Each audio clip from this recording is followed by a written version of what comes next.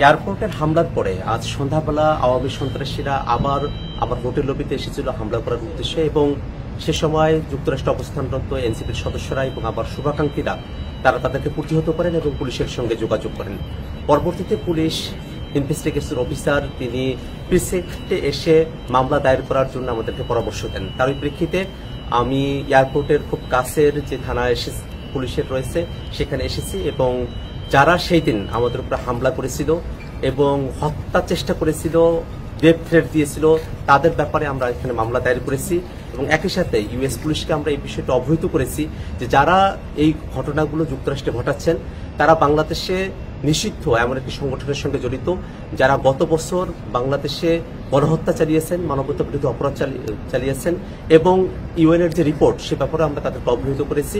আমরা মনে করি যে আওয়ামী সন্ত্রাসীরা তারা দেশে হোক দেশের বাইরে যেখানেই হোক, আমরা তাদের ব্যাপারে আইনগতভাবে যে প্রতিকারের ব্যবস্থা সেটা আমরা গ্রহণ করব, এবং আমরা এই কথা বিশ্বাস করি যে আওয়ামী সন্ত্রাসীরা তারা যত ধরনের অপরাধ করেছেন সেই অপরাধগুলোকে আইনগতভাবেই নিষ্পত্তি করা সম্ভব, এবং আওয়ামী লীগ তার সন্ত্রাস নিয়ে বাংলাদেশে আর ফিরে আসার সুযোগ পাবে।